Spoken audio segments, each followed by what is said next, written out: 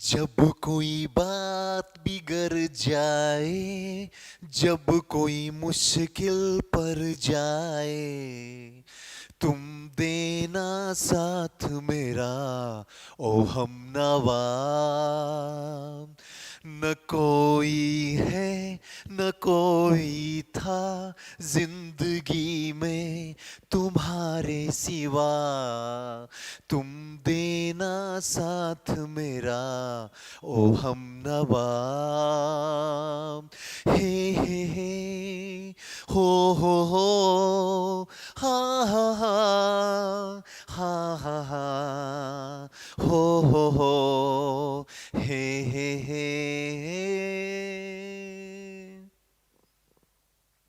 नमस्ते दोस्तों, कैसे हैं आप? मैं Sujit Kumar incredible IAS academy में आपका हार्दिक स्वागत करता हूं। आज का वीडियो जो है बहुत ही बड़ा काम का वीडियो है। दोस्तों एक बात तो समझ जाइए कि अगर आप सिविल सर्विसेज की तैयारी के लिए सोच चुके हैं, चाहे आप 10th स्टैंडर्ड में हो, 12th स्टैंडर्ड में हो, graduation first year, second year, third year, या फिर इंजीनियरिंग कॉलेज में हो या मेडिकल कॉलेज में हो, कहीं भी हो, या फिर इस समय तैयारी के लिए शुरू कर चुके हो, ग्रेजुएशन कंप्लीट हो चुका है, तो ऐसे में सबसे इंपॉर्टेंट बात यह नहीं है कि प्रीलिम्स क्वालिफाई किया जाए। सबसे इंपॉर्टेंट बात है कि लिखने आया जाए। लिखना आना ही चाहिए एनी हाउ, क्योंकि लिखना जब तक आएगा नहीं, जब तक आप सीखिएगा नहीं, तब तक सिविल सर्विसेज की तैयारी जो है वो हमेशा आपकी अधूरी रह जाएगी। अगर अभी तक ये बातें जब तक आपके दिमाग में जा रही है और ये बात लग रही है कि सुजीत सर अभी भी मुझे लिखना नहीं आता है, तो सीधा सा मतलब है आपने 1 साल, 2 साल, 3 साल या 4 साल जो समय दिए सिविल सर्विसेज को, सबके सब व्यर्थ हो गया, बेकार हो गया। प्रीलिम्स भले आप साल 2 साल से पास कर रहे हैं, अगर मेंस नहीं पास किए हैं तो सीधा एक उद्देश्य है और पूरी दुनिया जानती है, आप तैयारी अच्छी वाली नहीं की हो, बस आप तैयारी नाम वाली की हो और बस प्रीलिम्स पास करने वाली तैयारी की हो, और यहां चाहिए एसडीएम बनने वाली तैयारी। तो इसके लिए आंसर राइटिंग जरूरी है। अभी से ही जहां हो, जिस पे हो, जो पढ़ते हो उसको लिखना शुरू कर दो, तब तो काम बन जाएगा। जिस साल, जिस बार, जिस समय सिविल सर्विसेज में आओगे, प्रथम प्रयास में ही रिजल्ट लेके भाग जाओगे। और अगर लिखना नहीं आया तो मैं तो हाथ जोड़ के प्रार्थना करूंगा, इस फील्ड में मत आओ, सिलेक्शन आपका 0 सन्नाटा हो जाएगा। सच बात है, कड़वी है, लेकिन दिल की बात है, यह बात आप मान लो। अगर आप में बदलाव करना है, नहीं सुजीत सर नहीं आता था लेकिन कोशिश कर सकता हूं, तो मोस्ट वेलकम है, आप आ सकते हैं यहां पे। यही बात है जो कि आपको समझाना जरूरी है। आज का जो हमारा टॉपिक चलेगा वो चलेगा आंसर राइटिंग कैसे लिखें, यानी कि 7 दिन में आंसर राइटिंग लिखना कैसे सीखें, इसी को हम आपको सिखाएंगे मात्र 7 दिन में। छोड़ो ना 10 दिन, 21 दिन, 15 दिन, 7 दिन में, मात्र 7 दिन में आपको आंसर राइटिंग लिखना आसानी से हम सिखा देंगे। लेकिन आप सीखने के लिए तैयार रहिएगा। तो इससे पहले दोस्तों आपको मैं बता दूं कि हमारा जो है संस्था श्योर सक्सेस में फाउंडेशन बैच स्टार्ट हो गया है, ऑप्शनल बैच स्टार्ट हो गया, सारे ऑप्शनल स्टार्ट है, हिस्ट्री ऑप्शनल भी स्टार्ट है, उसमें मैं खुद ही क्लास लेता हूं। अगर आपका हिस्ट्री ऑप्शनल है तो आप हमारी संस्था आ सकते हैं, और अगर किसी और इंफॉर्मेशन की जरूरत हो तो 9334710148 पे आप किसी भी वक्त मैसेज या फिर कॉल कर सकते हैं 10 से 4। साथ साथ में जो है ओलंपियाड टेस्ट सीरीज 8 तारीख से लॉन्च हो रहा है, तो आप हमारी दोनों ब्रांच में जुड़ सकते हैं, कहीं भी, या तो दिनकर गोलंबर या फिर खजांची रोड, दोनों जगह हमारी ब्रांच है। कहीं भी आप जुड़ जाइए, जहां आपको नजदीक लगे वहीं हमसे बात कीजिए, वहीं हमसे पढ़िए, सीखिए और एसडीएम पोस्ट पे जाके बैठिए। चलिए, आंसर राइटिंग कैसे लिखा जाए, यह सबसे बड़ा यक्ष क्वेश्चन है। बोलना लिखना बड़ा आसान है, लेकिन जब लिखने की बारी वास्तविकता में आती है तो हालत खराब हो जाती है। सुईसर पढ़ सकता हूं, बोल सकता हूं, लेकिन लिखने वक्त जब बैठता हूं तो कोई शब्द ही दिमाग में नहीं आता, सुन्न हो जाता है। सुन्न होने का यही मतलब है, सीधा सा मतलब, आप अज्ञानी नहीं है या आप कमजोर नहीं है, आप औरों से बेकार नहीं है, बल्कि प्रॉब्लम यह है कि आपके पास में अभ्यास नहीं है, आपके पास में सही गाइडलाइन कोई करने वाला नहीं है। बस इसी वजह से आपके पास में शब्द नहीं आ पाते हैं और आप लिख नहीं पाते हैं। आंसर राइटिंग कैसे लिखें और कहां से शुरुआत करें? जब मेरे पास कोई बच्चा आता है कि सुजीत सर आंसर राइटिंग नहीं आता है, क्या किया जाए? हम कहते हैं सुजीत सर पे लिखो, लिख। सीधा सा मतलब, एकदम रियल वाली बात आपसे बात करूंगा इस वीडियो में। हम पे लिखो, पापा पे लिखो, 10 ही लाइन लिखो, छोड़ो ना 100 लाइन, 10 लाइन लिखो। मम्मी पे लिखो, अपने गांव पे लिखो, गाय पे लिखो, अपने खुदा पे लिखो। सच बता रहा हूं। और लिखते लिखते एक बार बस आदत तो हो जाए, उसके बाद तो हम जो चाहेंगे वो लिखवा लेंगे आपसे। बस एक बार आदत तो पड़ जाए। और यही आदत आप लिखना नहीं चाहते क्योंकि आपके दिमाग में रहता है पता ना कैसा लिखूंगा, कैसा होगा, सुजीत सर कॉपी चेक करेंगे तो पता ना कमेंट में क्या क्या बोलेंगे। अरे भूल जाओ, क्योंकि हर नया काम की जो शुरुआत होती है वो सबसे बेकार से होती है और उसका अंत जो है सबसे बेहतरीन होता है। बस अंतर इतना है कि उसमें आपको लगे रहना है। यकीन मानो आपका बेस्ट हो जाएगा। तो आप आज से, अभी से, जैसे वीडियो देख लिए, अब लिखना शुरू कर दीजिए।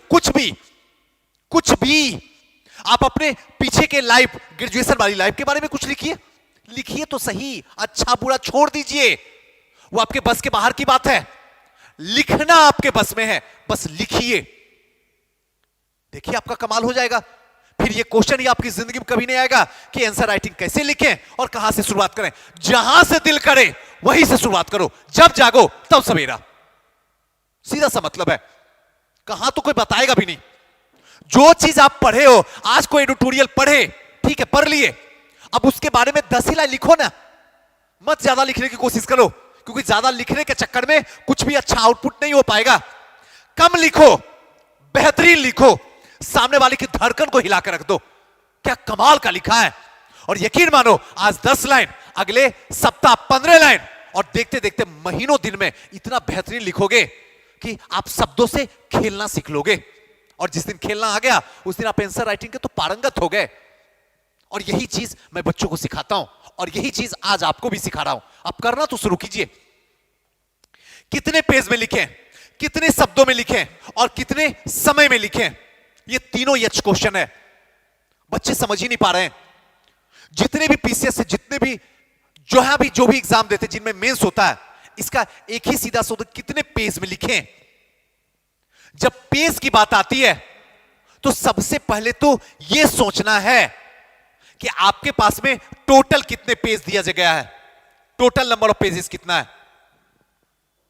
पहला समझिए, मान लीजिए कि टोटल नंबर ऑफ पेज जो है आपको 36 पेज दिया गया है। फॉर एग्जांपल, समझिए मेरी बात को, किसी भी आयोग में, कोई भी इंडिया के किसी भी पीसीएस में 36 पेज दिया गया है। दूसरा, यह पता कीजिए इसमें लिखना कितना क्वेश्चन है, तो पता चला इसमें 6 क्वेश्चन लिखना है। तीसरा, लिखना कितने देर में है, तो पता चला 3 घंटे में लिखना है।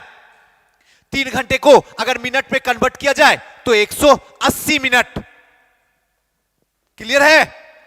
लिखना कितना क्वेश्चन है, 6 क्वेश्चन है। कितने देरी में, 180 मिनट में। 6 को 180 से डिवाइड कर दोगे तो निकल के आएगा 30 मिनट। यानी कि प्रत्येक क्वेश्चन पर आपको 30 मिनट टाइम देना है। निकल के आ गया, आपके पास में ही रखा हुआ है, मेरी तो जरूरत भी नहीं है आपको। तो ये तो कंफर्म हो गया कितने समय में लिखें, तो 30 मिनट में लिखें। बाकी अलग अलग पीसेस में अलग अलग टाइमिंग होता है। दूसरा, कितने शब्दों में लिखें, आप पता करो कितने नंबर का क्वेश्चन। अगर फोर्थ एग्जांपल 36 नंबर का क्वेश्चन है, 36 नंबर का है, इसको 10 से मल्टीप्लाई कर दो, 360। बहुत ये जाएगा तो 400 शब्द, 400 शब्द से नीचे रखना। सुजीत सर 400 शब्द से ज्यादा लिख देंगे तो क्या दिक्कत है? दिक्कत कुछ भी नहीं है। अगले क्वेश्चन की वाट लगने वाली है क्योंकि उसका भी टाइम लिमिटेड है और कोई दिक्कत नहीं है। आप लिखो ना, 500 600 में लिख दो, उससे कोई फर्क नहीं पड़ता है। अगला क्वेश्चन आप उतना नहीं दे पाओगे आउटपुट जितना मांग है, डिमांड है, तो उसको देखते हुए इसको भी लिमिट में रखना है, क्योंकि लिमिट में रहोगे तभी अनलिमिटेड नंबर आएगा, वरना तो बिखर जाओगे पल में। तो ये भी क्लियर हो गया। अब कितने पेज में लिखना है, नंबर ऑफ पेजेस कितना होना चाहिए? टोटल पेज जो है हमारे पास 36 है और हमारे पास जो है टोटल क्वेश्चन 6 है, तो सीधा सा मतलब है कि कम से कम 32 से 34 पेज तक तो एनी हाउ लिखना होगा आपको। ऐसे अगर देखा जाए तो 5 पेज आप मान के चलिए कि 5 से ज्यादा चल जाए, कम तो किसी भी हालत में नहीं जाना चाहिए। लेकिन वो जो पेज लिखिएगा उसमें जो क्वेश्चन की डिमांड है उसी के अकॉर्डिंग आंसर लिखिएगा। ये नहीं कि कहानी रूपी स्टोरी टाइप से मत लिख दीजिएगा, वरना एवरेज मार्किंग से कोई नहीं रोकेगा। ये भी क्लियर हो गया? ऐसे ही आपको करना होगा, तब आपको जो मजा आएगा लिखने में, गजब का मजा आएगा। ये चीज जानना बेहद जरूरी है। तीसरा क्वेश्चन, हैंड राइटिंग अच्छा लिखना जरूरी है सर? एकदम नहीं जरूरी अच्छा लिखना, क्योंकि उस टाइम में पेन इतना तेजी से चलता है कि मानो बस आग नहीं लगती है, बाकी सारी दुर्दशा निकलती है पेन की, सारी दुर्दशा।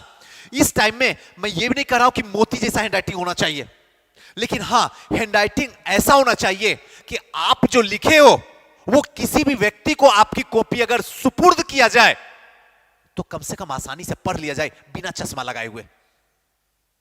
और इतना सामने वाला आपसे डिजर्व करता है और उतना आपको करना होगा।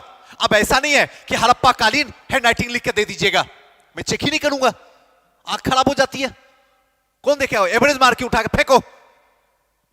तो याद रखिएगा हैंड राइटिंग बहुत बड़ा मायने रखता है। मोती जैसा हैंड राइटिंग होना जरूरी नहीं है, उससे कुछ प्रभाव नहीं पड़ने वाला सामने वाला का, और आप लिख भी नहीं सकते हैं क्योंकि टाइम वहां पे इतना तेजी से भागता है कि आप मत पूछो क्या होता है। एक बार मेंस देखो तो देख लो। लेकिन आंसर राइटिंग में जब लिखने बैठ रहे हो तो ऐसा जरूर लिखिए कि कोई भी व्यक्ति आपकी कॉपी को आसानी से चेक कर दे। बस ये कंप्लीट है, क्योंकि ये भी बहुत ज्यादा लोगों के साथ क्वेरी था, स्विसन हैंड राइटिंग जो है अच्छी होना जरूरी है या नहीं है, हैंड राइटिंग अच्छी मेरी नहीं है तो क्या तैयारी करूं या ना करूं। बदला जा सकता है, इस दुनिया में क्या नहीं बदला सकता, सब कुछ अपडेट होता है। आप हैंड राइटिंग में क्यों नहीं अपडेट कर सकते हैं? अगर हड़प्पा कालीन है हैंड राइटिंग तो मॉडर्न हैंड राइटिंग कर सकते हैं। बस एक बार शुरुआत तो कीजिए। नेक्स्ट, एसडीएम वाला आंसर राइटिंग में क्या क्या होता है? जो टॉपर बनते हैं उनके आंसर में क्या क्या मिला होता है? हम देखते हैं, कॉपी पढ़ते हैं, सुनते हैं, लेकिन कभी उसको समझ नहीं पाते हैं कि आखिर वो लोग यूज क्या क्या कर रहे हैं। आखिर हम क्यों नहीं वो यूज कर पाते हैं? जानते भी हैं, समझते भी हैं, लेकिन फिर भी उसको यूज क्यों नहीं करते हैं? आइए आज आपको यूज करवाते हैं कि वो यूज कैसे किया जाए। सबसे पहले भूमिका, ये सबसे इंपॉर्टेंट है, इसके बिना तो सब कुछ अधूरा है, जिसको इंट्रोडक्शन भी कहा जाता है। एक एक बात को बारीकी से समझिएगा। भूमिका, जब आप भूमिका लिख रहे हैं तो यकीन मानिए वैसे शब्दों का प्रयोग कीजिएगा जो सबसे ज्यादा अट्रैक्टिव हो, जो सामने वाला जब पढ़े ना कॉपी तो कहना पड़ जाए उसे, बस इसी कॉपी की तो तलाश के लिए हम इतने देर से बैठ के कॉपी चेक कर रहे थे। यानी इंट्रोडक्शन जो है पूरे के पूरे क्वेश्चन को समअप करके डालिएगा। जो क्वेश्चन वो पूछा जा रहा है उसको सबको समअप करके बताइएगा। रहा सुजी सर कोई क्वेश्चन को लेके हम लोग को समझाइए तो ज्यादा बेटर होगा। तो आपसे वादा करता हूं कि आज के बाद एक वीडियो बनाऊंगा जो हमारे क्लास के बच्चे होंगे, जो वो लिखेंगे, उनकी कॉपी को आपके सामने हर दिन कोशिश करूंगा एक लाके रखने का। आप लोग देख लीजिएगा। क्लियर? तो भूमिका जो इंट्रोडक्शन होना चाहिए वो, अब रहा कि इंट्रोडक्शन कितने लाइन में होनी चाहिए? मात्र 5 लाइन में। 4 से 5, 6 तो गलती से मत बढ़ाइएगा, कभी नहीं बढ़ाइएगा। 5 जाते जाते उसको फुल स्टॉप एनी हाउ करना होगा आपको।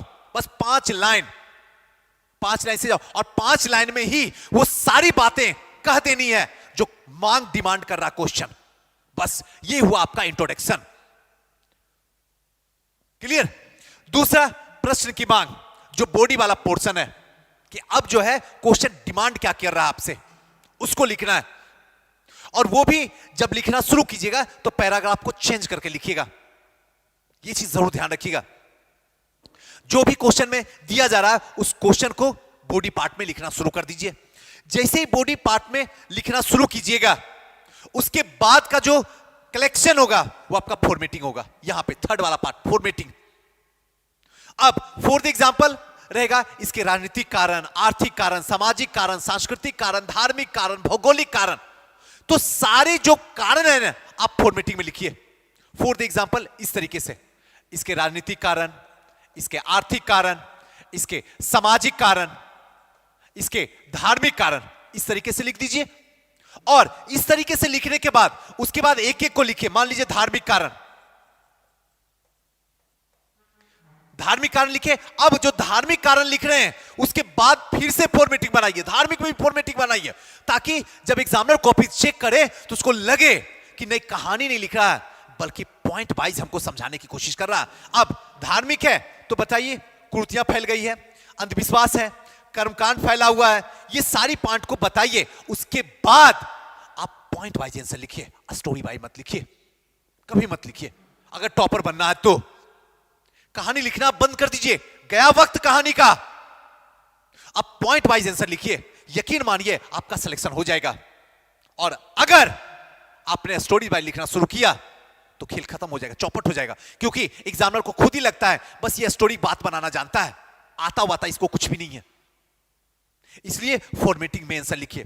फॉर्मेटिंग में जब आंसर लिखिएगा तो कई जगह जो है ऐसा आएगा जहां पे डिमांड करेगा, जैसे बिहार की बेरोजगारी दर कितनी है, महिलाओं की साक्षरता प्रतिशत कितना है, ये जो अपडेट कुछ कुछ डाटा है उसको दिमाग में रखना और उसको फटाक से यूज करना है। और साइड में बता देना है कब का ये डाटा है, 2001 का है, 2011 का है या 2021 का है, वो डाटा जरूर साइड में लिख दीजिए। इससे क्या होगा, आपकी आंसर राइटिंग में 4 चांद लग जाएगी। जब ये लिख ही रहे हो तो जहां पे जरूरत पड़े, जैसे चंपारण आंदोलन लिख रहे हैं महात्मा गांधी के नेतृत्व में, तो वहां पे थोड़ा सा चंपारण का मैप बना दीजिए, मानचित्र थोड़ा सा मैप बना दीजिए, मोटा मोटी बिहार का मैप को आपको ध्यान रखना है और उसी के अंदर सेंटर में डाल दीजिए जहां पे चंपारण है, चंपारण क्लिक कीजिए, वहां लिख दीजिए चंपारण। मुजफ्फरपुर तो मुजफ्फरपुर, लखीसराय तो लखीसराय, जहां जो घटनाएं हैं उसको इंडिकेट करके लिख दीजिए। बस इतना सा काम कीजिए, ज्यादा करने की कोई जरूरत नहीं है। औरों से आपका आंसर अलग होगा, जब तक औरों से आपका आंसर अलग नहीं होगा तब तक नंबर आप उठा नहीं सकते, आपकी औकात की बाहर की बात है। और ये काबिलियत आपके अंदर है, आप बस यूज नहीं करते हैं। क्यों? क्योंकि कोई बताने वाला आपको नहीं है। आज से, अभी से, इस खूबसूरत रात से ही आप शुरू कर दीजिए लिखना, देखिए आपका क्या होता है, तुरंत परिवर्तन हो जाएगा। और तब लगेगा कि अब सिविल सर्विसेज की रियल में तैयारी हो रही है। जब तक ये नहीं होगा तब तक मन भी नहीं लगेगा, उदास भी रहेगा और इधर उधर की बातें दिमाग में दौड़ते रहेगी। नेक्स्ट है फ्लो चार्ट। फ्लो चार्ट बनाना जरूरी है। जैसे जो हम आपको बताए कि फ्लो चार्ट आप किस तरीके से बनाते हैं, इसका डिजाइन तो थोड़ा सा नीचे देख लीजिएगा। एक तो इस तरीके से भी है, कारण लिख दीजिए, इसके राजनीतिक कारण, इसके आर्थिक कारण, इसके सामाजिक कारण, इसके धार्मिक कारण, इसके शिक्षा, चिकित्सा, ये सब इस टाइप से बनाइए। दूसरा जो है ये वाला देखिए, इस टाइप का डायग्राम भी बना सकते हैं। कारण देके इस पे सारे पॉइंट को लिखिए, राजनीतिक कारण, आर्थिक कारण, सामाजिक कारण, सांस्कृतिक कारण, ये भी कर सकते हैं। फ्लो चार्ट में डिजाइन है बनाने का, जो आपको खूबसूरत लगता है वो डिजाइन बनाइए, लेकिन साफ बनाइए। तीसरा, इस तरीके से लिखिए, कारण लिख दीजिए और कारण में इसका लिखिए राजनीतिक कारण, आर्थिक कारण, सामाजिक कारण, सांस्कृतिक कारण, सारे कारण को लिखिए। और ज्यादा कारण हो तो इस वाला डायग्राम का यूज कीजिए कॉपी में, मजा आ जाएगा चेक करने वाले का। और एक जो है इस टाइप का फॉर्मेटिंग बनाइए, इसका राजनीतिक, आर्थिक, सामाजिक, जो कि हम आपको बताते हैं इस टाइप से, आपको जो भी आता है उस टाइप से फ्लो चार्ट बनाइए, देखिए मजा आ जाएगा। आपको जो इसमें बढ़िया लगता है उसको यूज कीजिए, हमेशा यूज कीजिए। तीसरा, यहां के बाद मध्यम मार्ग अपनाइए आंसर लिखने में। आंसर लिखने में कई बार ऐसे क्वेश्चन भी आ जाते हैं, फॉर द एग्जांपल 1857 के क्रांति के कारण और परिणामों की समीक्षा कीजिए। ऐसे कंडीशन में क्या होते हैं, बच्चे क्या काम करते हैं, कोशिश करते हैं कि कारण को ही 3 पेज पहुंचा देते हैं, 4 पेज पहुंचा देते हैं और परिणाम को 1 पेज में समाप्त करते हैं। कभी नहीं, मध्यम मार्ग, हमेशा मध्यम मार्ग। ध्यान रखिएगा, जब भी कारण और परिणाम आए, मध्यम मार्ग, बीच का रास्ता, दोनों को बराबर वेट दीजिए। और ये बहुत इंपॉर्टेंट है, ये कोई नहीं बताएगा बारीकी वाली बातें, और ये आप सीख लीजिए। जहां भी कारण परिणाम रहे तो ऐसे कंडीशन में जब भी क्वेश्चन के 1 से अधिक पार्ट हुए, अभी 2 पार्ट की बात कर रहा हूं, कहीं 3 पार्ट होगा तो 3 पार्ट में डिसाइड करना है। लिखना आपको 5 ही पेज है और इसी 5 पेज को 3 पार्ट में डिवाइड कर लेना, उतना ही में आपको सम अप कर देना। खेल खत्म कर देना, आगे एकदम नहीं बढ़ाना। किसी को ज्यादा और कम कीजिएगा तो सामने वाला मेरे ही जैसा एग्जामिनर बैठा हुआ जो आपकी कॉपी चेक कर रहा, वो समझ जाएगा इसको कारण अच्छे से याद है, परिणाम अच्छे से याद नहीं है, तुरंत एवरेज मार्किंग डाल देगा। क्या फायदा ऐसा पढ़ने से और ऐसा लिखने से जो एवरेज मार्किंग आपको दिला दे और फिर बदनाम सब्जेक्ट हो जाएगा। ये सब्जेक्ट में ऐसे एवरेज मार्किंग आता है, आप करके ही तो आ रहे हो।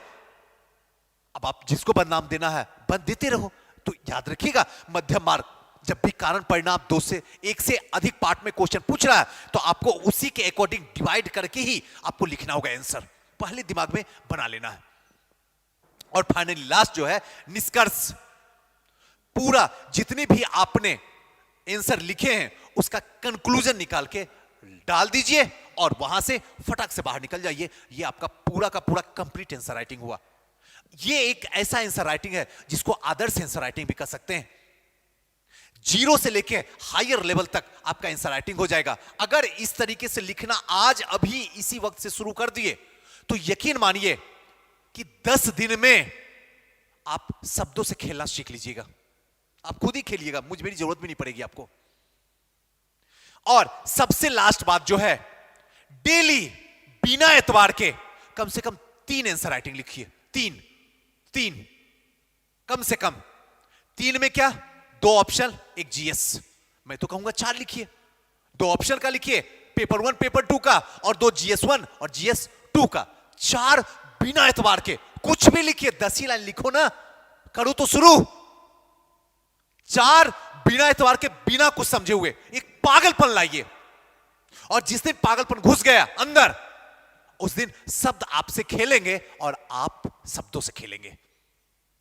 चलिए दोस्तों, फिर किसी नेक्स्ट वीडियो मिलते हैं, तब तक के लिए नमस्कार।